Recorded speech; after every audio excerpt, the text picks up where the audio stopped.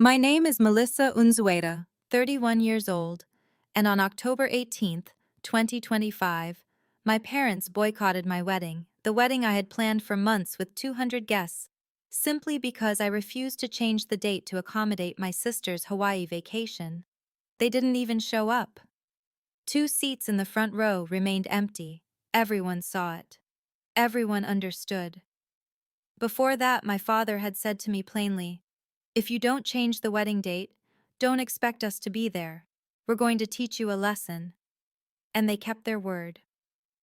The whispers started before the ceremony even began. People tried to act normal, but their absence was a void too large to ignore. They had no idea about my husband, James. They didn't know what he had discovered. And they definitely didn't know that at 8:23 p.m. that night, he would stand up at our reception and tell everyone in that room one thing. One thing I'm certain my parents never wanted anyone to know. That was the moment everything flipped. And when I say everything, I mean their reputation, their business, and their control over my life. This is what happened. It started like any good story, with hope. December 17th, 2023. James proposed to me at Zilker Park in Austin. It was simple, perfect. A blanket under the oak trees, string lights he'd hung himself, and a ring his grandmother had worn for 60 years. When I said yes, I felt like the luckiest woman alive. The next morning, I called my parents. My mother cried. Happy tears, I thought. My father's voice was warm, almost proud. "Melissa," he said, "we're so happy for you. We'll help however we can." I should have recorded that call. I should have saved it. But I didn't know I'd need proof of kindness yet. A week later, my mother brought it up over lunch at their house in Westlake Hills. The house I grew up in, all marble countertops and vaulted ceilings, the kind of home that screams success. My father, Lawrence, owns 3 car dealerships across Austin: Toyota, Honda, the works. They're not billionaires, but they're comfortable, very comfortable. Net worth somewhere around 4.5 million. My mother, Diane, set down her wine glass and smiled at me. "Melissa, honey, your grandparents left something for this.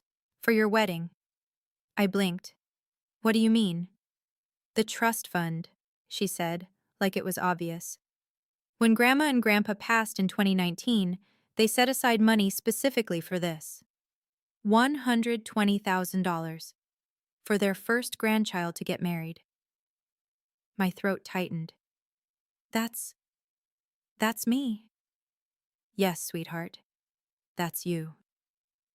I felt tears sting my eyes. My grandparents had been gone for almost 5 years. But in that moment, I felt them. Felt their love reaching forward through time. They'd wanted this for me. They'd planned for it. "We'll make sure you have a beautiful wedding," my father added from across the table. He was scrolling through his phone, barely looking up, but his tone was definite. "You're the first grandchild to marry. That money is yours." I hugged my mother. I thanked my father. I floated out of that house thinking, for once they see me. For once I'm the priority. I should have known better. By April 2024, James and I had toured 11 wedding venues. We were exhausted. Most places were booked solid or wildly overpriced, or just wrong. Then we found Barton Creek Resort and Spa. The Overlook Pavilion, outdoor, string lights, hill country views, capacity for 200 guests. I walked in and felt it. This was the place. "We'll take it," I told the coordinator, Jenna Morrison, a woman in her 40s with kind eyes and a leather planner. October 18th, 2025. Jenna smiled. "Perfect. That's 18 months out. You're smart to book early. Fall weddings here go fast." The deposit was $8,500, non-refundable. James and I split it from our savings. We signed the contract on April 3rd, 2024. I texted my parents a photo of the pavilion. My mother's response came within minutes. "Sweetheart, the venue is stunning. October 18th is perfect. Fall weather, beautiful photos. We can't wait to celebrate you." I saved that text. I didn't know why at the time. Maybe some part of me already sensed the storm coming. My sister Claire is 28, 3 years younger than me, but you'd think she was royalty the way my parents treat her. She's a lifestyle influencer, 156,000 followers on Instagram, at Claire Lux Life. She posts photos of Bali sunsets, European cafes, wellness retreats. The kind of content that makes you feel like your life is boring. She's never had a real job. My parents fund everything: rent, car, trips. They call it supporting her dreams. I call it enabling. Growing up, Claire got ballet lessons, piano lessons, art camp in Santa Fe. I got, Melissa, you're so responsible, you don't need help. When I graduated college with honors, my father said, "That's good, honey," and went back to watching football. When Claire posted her first Instagram reel that got 10,000 views, my parents threw a dinner party. I learned early. I wasn't the golden child. I was the reliable one, the one who'd be fine.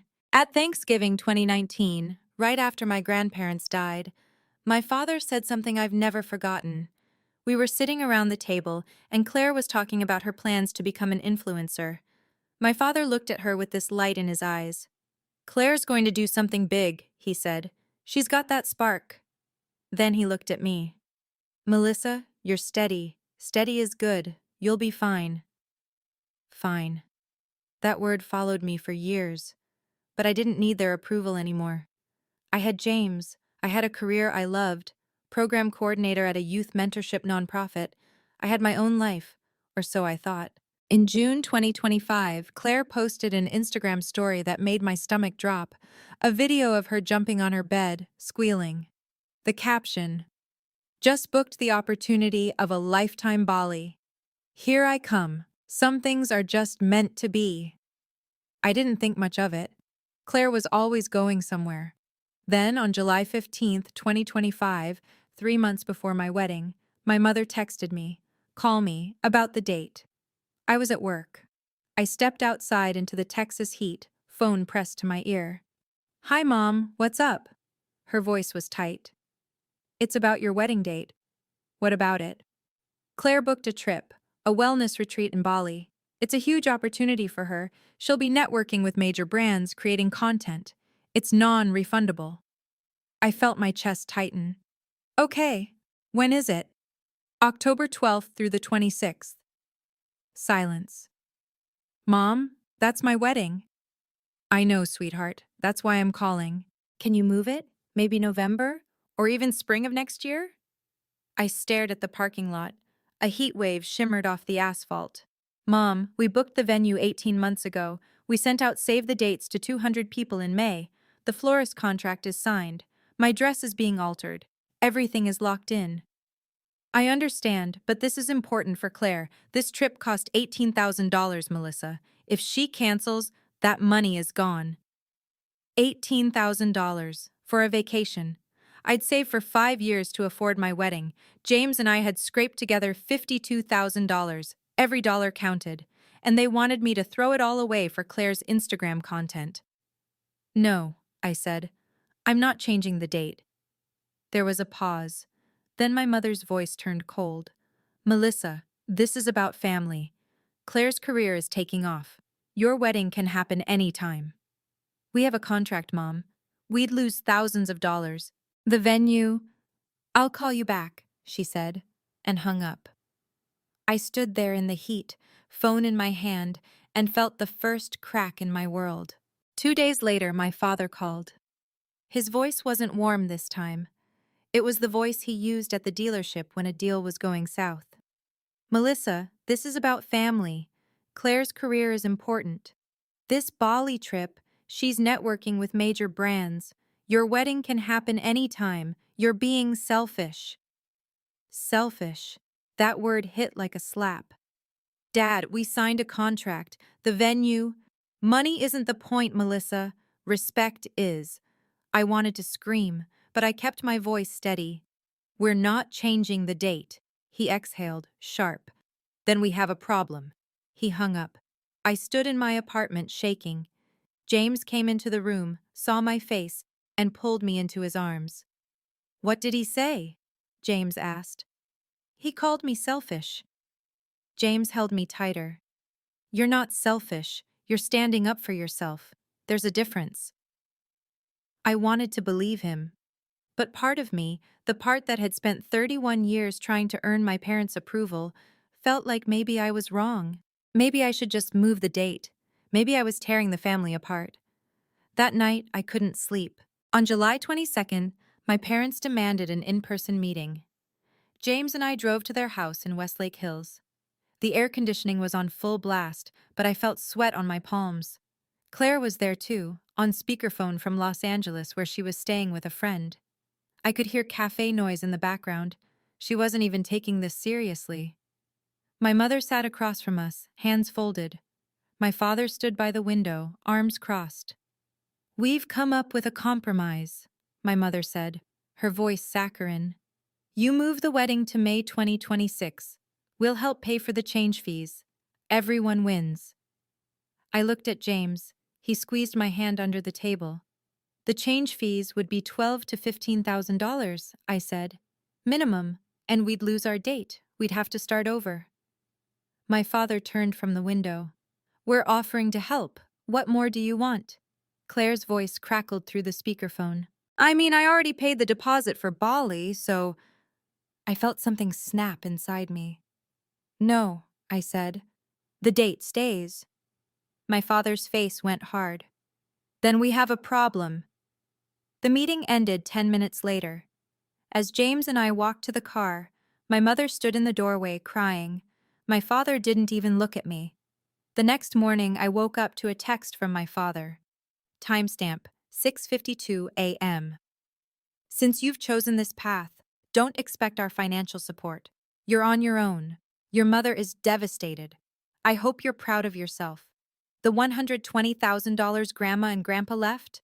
That was for a wedding that honored family. This doesn't qualify. You'll get nothing from us." I read it 3 times, then I showed James. "Can they do that?" I asked. "Legally?" James's jaw tightened. "I don't know, but we're going to find out." For 47 days, my parents didn't speak to me. I called my mother 6 times. Voicemail. I called my father 4 times, straight to voicemail. I sent texts, read receipts, showed they'd seen them, no replies. On August 10th, I texted my mother. "Mom, can we talk? I miss you." Read at 2:17 p.m. No response. On August 24th. "I'd love you both at the wedding, please." Delivered. Not read. Meanwhile, Claire posted 34 Instagram posts about her Bali trip prep. My parents liked every single one. They commented, "So proud of you, sweetheart," and "You deserve this." They didn't acknowledge my wedding countdown posts, not once. James watched me spiral. He held me when I cried. He made me tea when I couldn't sleep. And he started doing something I didn't know about until much later. He started digging.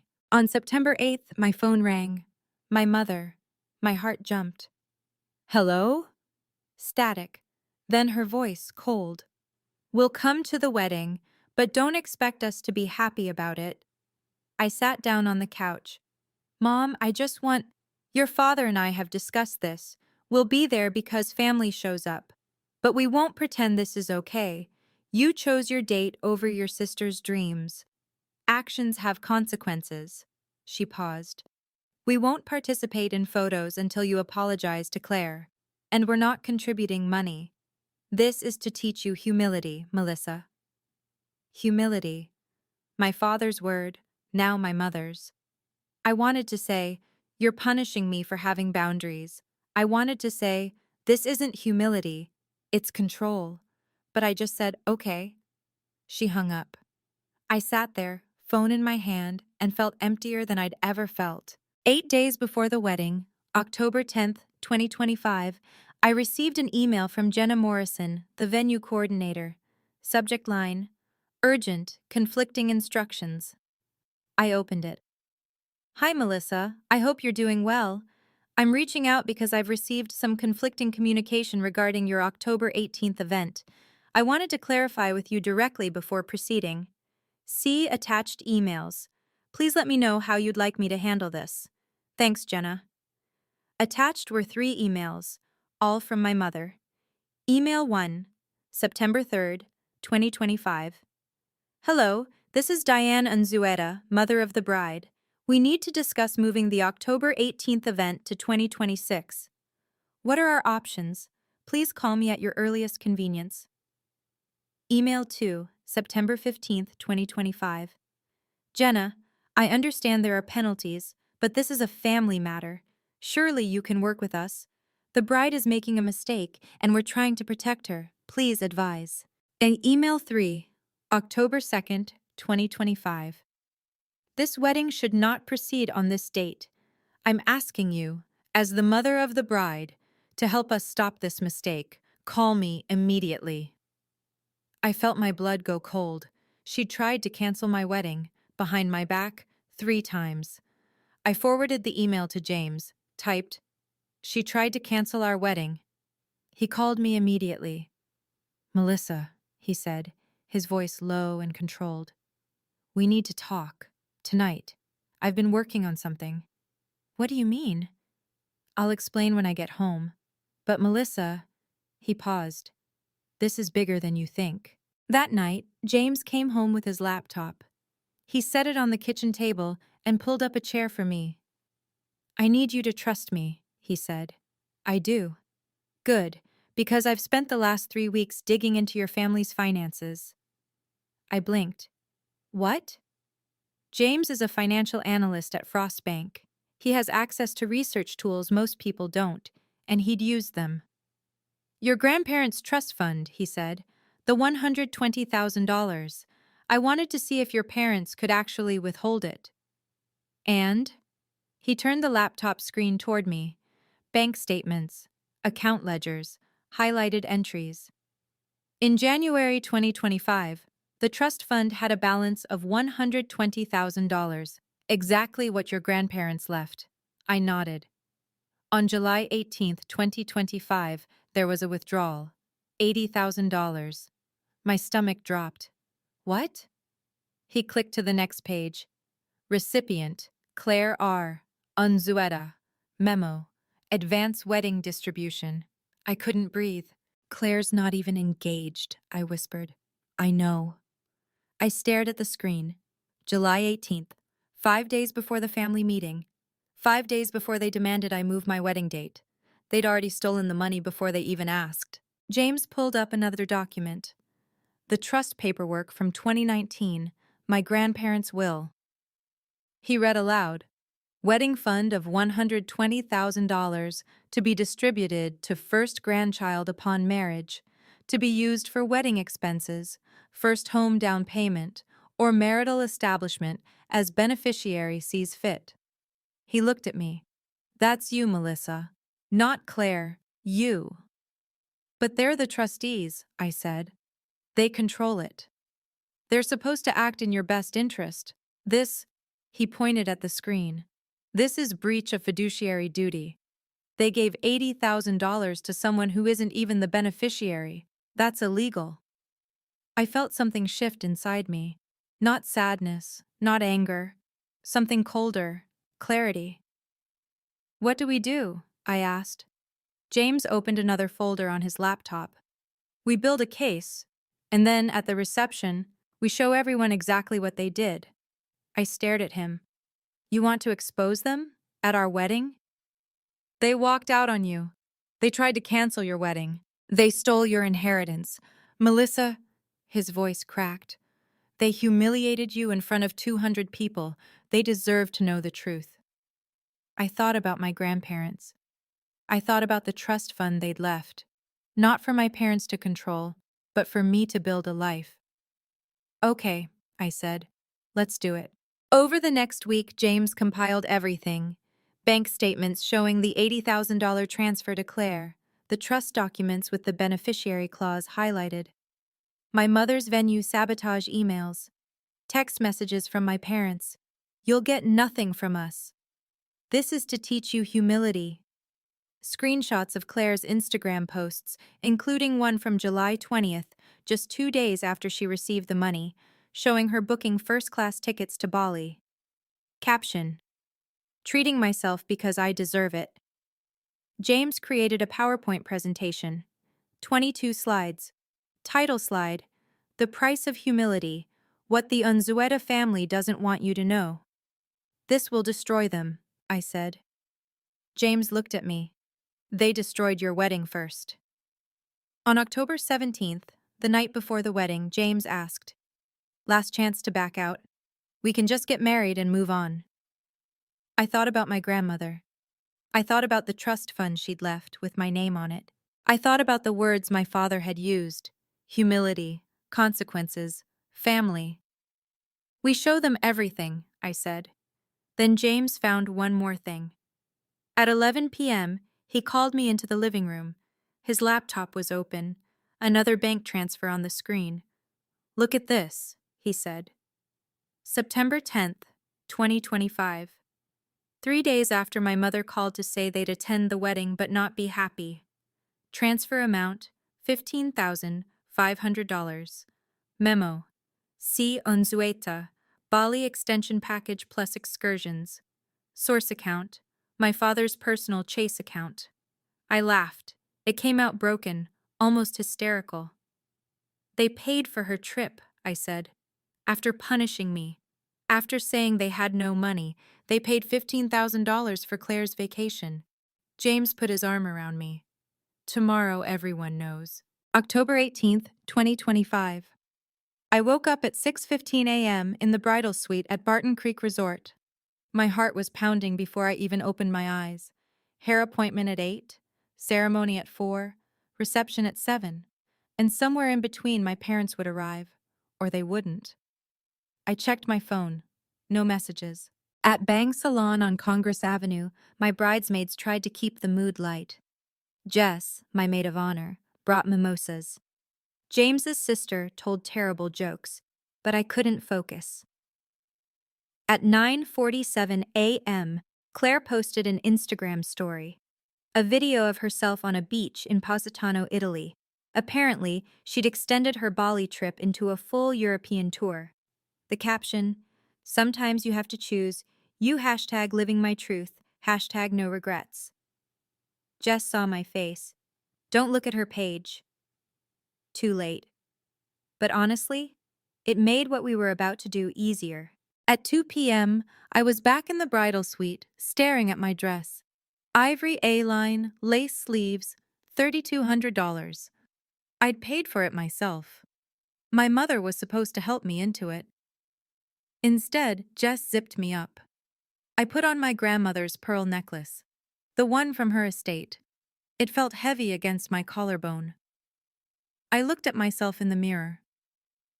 "Grandma would be proud," I whispered. Jess hugged me. "Your mom is missing this. That's on her."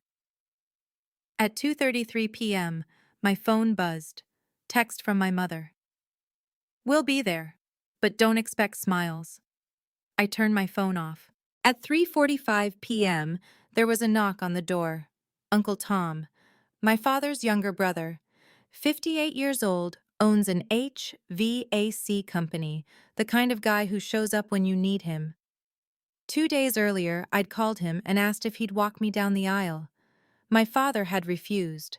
Uncle Tom said yes immediately. "Your father is making a mistake, Melissa. I'd be honored." Now he stood in the doorway in his suit, eyes a little red. "Ready, kiddo?" he asked. I took his arm. Through the window, I could see guests arriving, including my parents. Back row, far left, away from everyone. 2 empty seats in the front row where they should have been. At 4 p.m., the ceremony began. The Overlook Pavilion was perfect. String lights, hill country views. 200 white chairs arranged in rows. 178 people actually showed up. Some distant relatives had already heard about the drama and stayed home. Pachelbel's canon played. My bridesmaids walked down the aisle. The flower girl, James's 6-year-old niece, scattered petals. Then it was my turn. Uncle Tom and I walked. I didn't look at the back row. I kept my eyes on James. He stood at the altar in his gray suit, and when our eyes met, he mouthed, "You've got this." Pastor Mike, our officiant, smiled. "Dearly beloved, we are gathered here today." The ceremony proceeded. A reading from Corinthians, a prayer. Then Pastor Mike said the words every officiant says. "If anyone has objections to this union, speak now or forever hold your peace." Silence. Then movement. Back row. My father stood up. Gasps rippled through the crowd. Pastor Mike blinked. "Sir, this isn't—" My father's voice cut through the air, loud enough for everyone to hear. "Melissa, your mother and I are leaving. Think about what you've done to this family. We won't be part of this mistake." My mother stood beside him, sobbing, theatrical, loud. They walked down the center aisle. Mom's heels clicked against the stone, Dad's hand on her back, guiding her. 50 people from the Unzueta side of the family sat frozen, mouths open, some crying. No one breathed. The silence lasted 45 seconds. It felt like 45 years. Then Uncle Tom, still holding my arm, leaned close and whispered, "Keep going, honey." I looked at Pastor Mike. My voice came out steady. "Continue, please." Pastor Mike nodded, cleared his throat, and continued. "Love is patient. Love is kind." We exchanged vows. James held my hands. His voice was steady, but when he got to the end, he improvised. "Melissa, your strength humbles me. Today, in front of everyone here, I promise I will always stand up for you. Always, no matter who's watching." I felt tears sting my eyes. We exchanged rings. Pastor Mike smiled. "I now pronounce you husband and wife." We kissed. The crowd applauded, some of them crying, some still in shock. As we walked back down the aisle, I saw Aunt Rachel, my father's older sister. She was sobbing. She mouthed, "I'm so sorry." I smiled at her. Because in 4 hours, sorry wouldn't be necessary. Justice would be. Cocktail hour, 4:30 to 5:30 p.m. The terrace overlooked the hill country. Sunset was starting to bleed across the sky. People sipped wine, ate appetizers, and whispered, "What happened? Are they coming back? I can't believe they just left." I said the same thing to everyone who asked. They made their choice. James circulated through the crowd, calm and composed, but I saw him check his watch. 7 p.m., dinner. 8:15 p.m., toasts. That's when. At 5:45, the photographer asked for family photos. "Just James's side," I said. She looked confused. "What about—" "Just his side." James adjusted his tie, game face on. At 6:30 p.m., we entered the grand ballroom. The transformation was stunning. String lights crisscrossed the ceiling. Eucalyptus garlands draped the tables. 20 round tables, each seating 10. The DJ announced us. "Ladies and gentlemen, for the first time ever, Mr. and Mrs. James Peterson." Cheers, applause. We danced to Thinking Out Loud by Ed Sheeran. For 3 minutes and 40 seconds, it felt almost normal, except for table 3, front left, parents' table, 2 empty chairs, name cards still in place. Lawrence Unzueta, Diane Unzueta. Everyone saw it. Dinner was served at 7 p.m. Filet mignon or Chilean sea bass.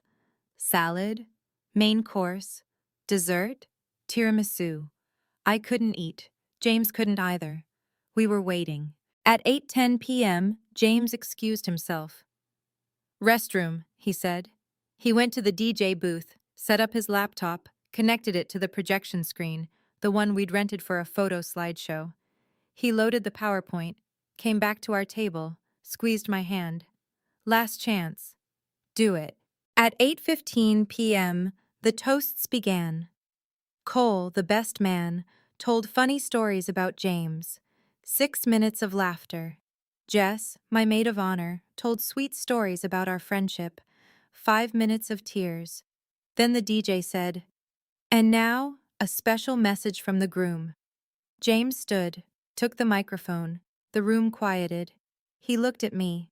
I nodded. He turned to face the room. 165 people. "Thank you all for being here tonight," he said. especially those who stayed after the interruption earlier. A few nervous laughs. I'm not usually one for public speaking, James continued, but today something happened that I can't ignore, and neither should you. He clicked a button. The projection screen lit up behind him. Title slide, white text on black. The price of humility. People leaned forward. James's voice was steady, calm, deadly. Melissa's father told her she needed to learn humility. Her mother said this wedding would teach her consequences. Well, let me show you what humility actually costs, and who's been paying it. Click. Slide 2. A photo. Black and white. 1956. My grandparents on their wedding day. This is where the story starts, James said. Slides 3 through 6 showed the trust documents, excerpts from my grandparents' will. The language was highlighted in yellow. Wedding fund of $120,000 to be distributed to first grandchild upon marriage. James read it aloud slowly. In 2019, Melissa's grandparents passed away. They left a trust fund, $120,000, specifically for their first grandchild's wedding. That's Melissa. He paused. Not her sister Claire. Melissa. The room was silent. Here's what her parents did with it. Click. Slide 7. A bank statement. July 18, 2025. Transfer amount, $80,000. Recipient, Claire R. Unzueta. Memo. Advance wedding distribution. Gasps. People whispered. Heads turned. James let it sit for 5 seconds, then continued. $80,000, given to Claire, who isn't even engaged, 2 months before Melissa's wedding, while her parents told Melissa she'd get nothing. Click. Slides 8 through 11. Instagram screenshots. Claire's posts. Bali. First-class flights. Luxury resorts. The caption from July 20. Treating myself because I deserve it. Then another post. October 12th. Bali again. The dates overlapping with my wedding. Then today's post. Positano, Italy. Sometimes you have to choose you. James's voice was colder now. Lawrence and Diane Unzueta told Melissa she was selfish for not moving her wedding, a wedding she'd booked 18 months in advance, for Claire's vacation. A vacation they then paid $15,000 to extend. Click. Slide 12. Another bank transfer. September 10th, 2025. Amount, $15,500. Memo. C. Unzueta. Bali extension package. After punishing Melissa, James said, after claiming they had no money, they spent $15,000 on Claire's Instagram content. Aunt Rachel stood up. Her hand covered her mouth. She whispered something I couldn't hear. 3 people at her table started crying. James moved to slides 13 through 15. My mother's emails to the venue coordinator. He read them aloud, every word. This wedding should not proceed on this date. I'm asking you to help us stop this mistake. Sent October 2nd, 16 days before the wedding. By my own mother. People gasped. Someone said, "Oh my God." Uncle Tom stood up, looked at the empty chair where his brother should have been, said, loud enough for everyone to hear, "Lawrence, you son of a bitch," then sat back down. James continued, slides 16 through 18. This morning's text from my mother, screenshot on the screen. "We'll be there, but don't expect smiles." Then a video clip, 10 seconds, from the ceremony. My father standing, his voice, "Melissa, we're leaving. Think about what you've done to this family." Audio crystal clear, a freeze frame. My mother's face, sobbing theatrically. James let it play twice. And then, today, in front of 200 people, Lawrence Unzueta stood up during his daughter's wedding ceremony and said this, he pointed to the screen, before walking out, because Melissa wouldn't change her date, for a vacation that he paid for. with her inheritance money. The silence was so complete I could hear my own heartbeat. Slides 19 through 21. The financial breakdown. Wedding costs. $52,000 total. Itemized. Venue $18,500. Catering $16,000. Photography $5,800. Flowers $3,200. Dress $3,200. Everything else adding up to the rest. Paid by Melissa's savings, $22,000. James's savings plus inheritance from his grandmother, $30,000. Parents' contribution, $0. James's voice was quiet now, almost a whisper, but the microphone carried it. Melissa is a nonprofit program coordinator. I'm a financial analyst. We saved for 5 years. I used money my grandmother left me when she passed last year. Melissa's parents, who own 3 car dealerships and have a net worth of $4.5 million, contributed nothing. He paused. Correction. They contributed negative $80,000. They took from her. Click. Slide 22. Final slide. White text on black. Melissa didn't learn humility today. She learned who her family really is. James put down the microphone. Walked to me. Held out his hand. I stood. He addressed the room one last time. If anyone wants copies of these documents, for legal purposes or otherwise, I have 3 folders here. Come see me after. He set 3 manila folders on the table. Then he sat down beside me. The room was silent. 5 seconds. 10. Then Aunt Rachel stood. She started clapping, slow at first, then faster. Uncle Tom stood, clapping, then James's parents, then table by table. 165 people stood and clapped, not for us, for truth. The ovation lasted 90 seconds. After the ovation ended, chaos. 15 people grabbed their coats and left. Distant Unzueta cousins, a few of my father's golf buddies. People who couldn't handle what they'd just seen. Aunt Rachel came to me, mascara running. I didn't know, she said, sobbing. I swear to God, Melissa, I didn't know. Uncle Tom hugged James. You did the right thing, son. My cousin Jennifer, my father's niece, stormed outside, phone pressed to her ear. Through the window, I watched her pacing, gesturing wildly. She was screaming at someone, probably my father. My phone, silenced on the table, lit up like a Christmas tree. 37 text notifications. James's phone, 28. He powered it off. Not tonight, he said. Tonight we dance. The DJ, after an awkward pause, said, okay. Let's keep this celebration going. He played Uptown Funk. The dance floor exploded. People needed release. The energy was wild. Laughter louder, dancing harder. It became genuinely the best party I've ever been to.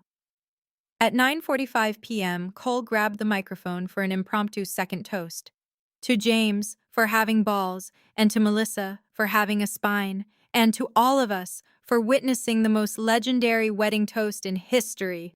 Cheers! The room erupted. At 11:42 p.m., the last guests were leaving. Aunt Rachel hugged me one more time. Your grandmother would be so proud, she said. Not of the money, of you. That's when I finally cried. Happy tears. At midnight, we were back in the bridal suite. James turned his phone back on.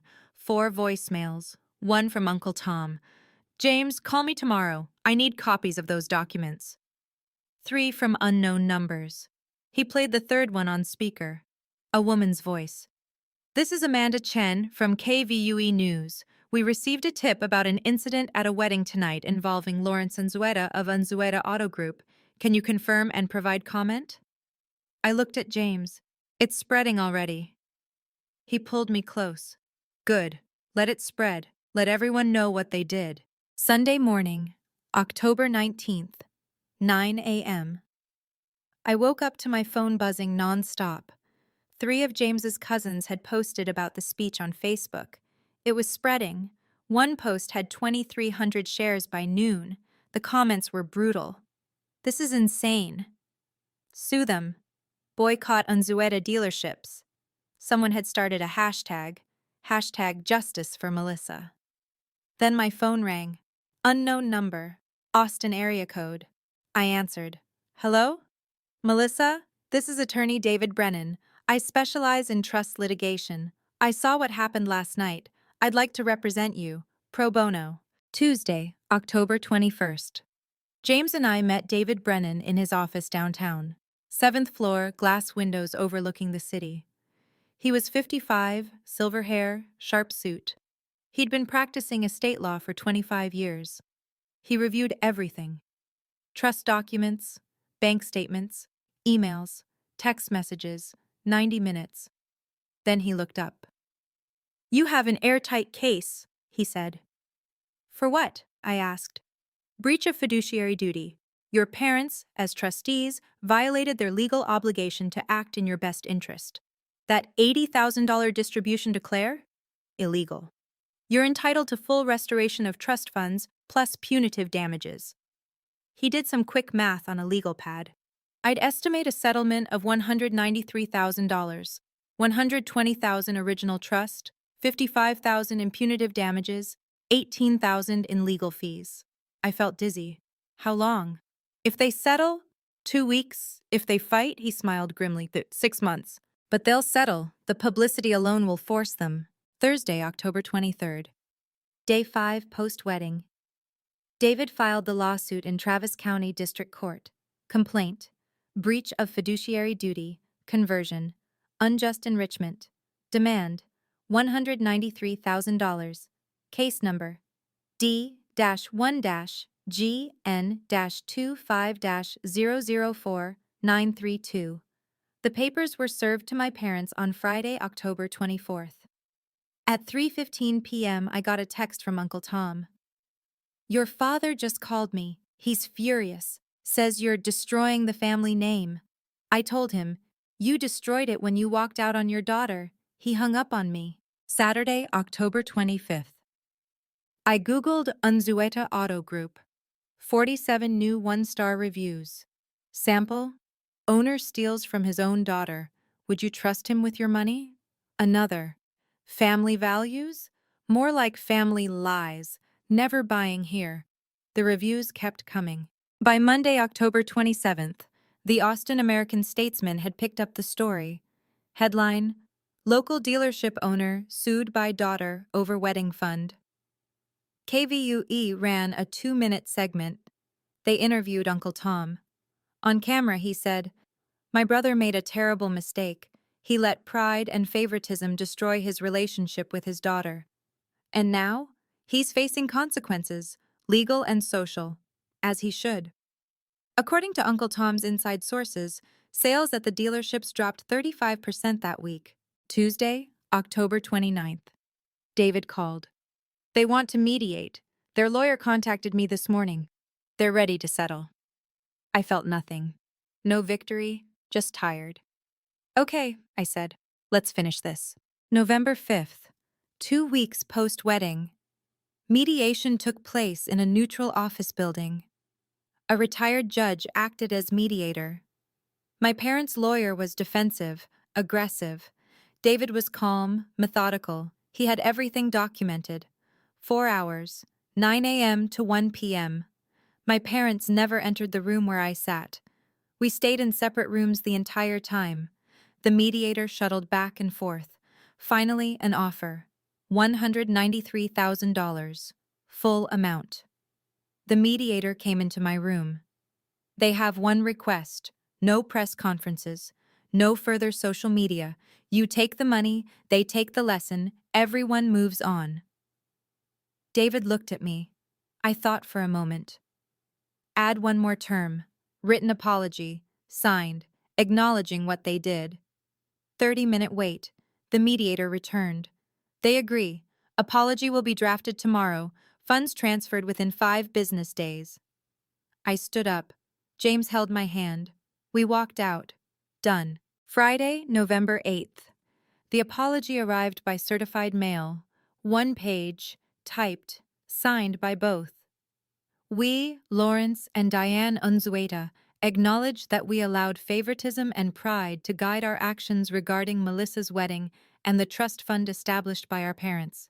We violated the trust they placed in us as fiduciaries. We failed Melissa as parents. We are deeply sorry. I read it once, felt nothing. James asked, "Is it enough?" "It's words," I said. "The $193,000 is justice. This is just paper." I filed it in a drawer. Never responded. Tuesday, November 12th. The money hit our account. Wire transfer. Memo. Settlement. Unzueta versus Unzueta. Balance. $193,000. I stared at the screen for a long time. Then I started looking at houses. 6 months later. April 2026. James and I bought our first home. 3-bedroom, 2-bath. Buda, Texas. Purchase price, $385,000. Down payment, $55,000 from the settlement. The rest? We got a mortgage like normal people. I was 12 weeks pregnant. We hadn't spoken to my parents since the mediation. No calls, no texts, complete silence. Claire's Instagram followers had dropped to 91,000. She'd lost 65,000 followers. Several brands had dropped her when the story went viral. She posted less frequently now. The captions were different, less confident. Easter Sunday, April 20th. Aunt Rachel invited us to dinner. Uncle Tom was there, James's parents, a few cousins. Over dessert, Aunt Rachel said quietly, "Your father asks about you, through your uncle. He wants to meet the baby when it comes." I set down my fork. "Maybe, if he earns it. Actions, not words." Uncle Tom nodded. "That's fair." That night, James and I sat in the nursery we were painting. Soft yellow walls, a crib we'd assembled together.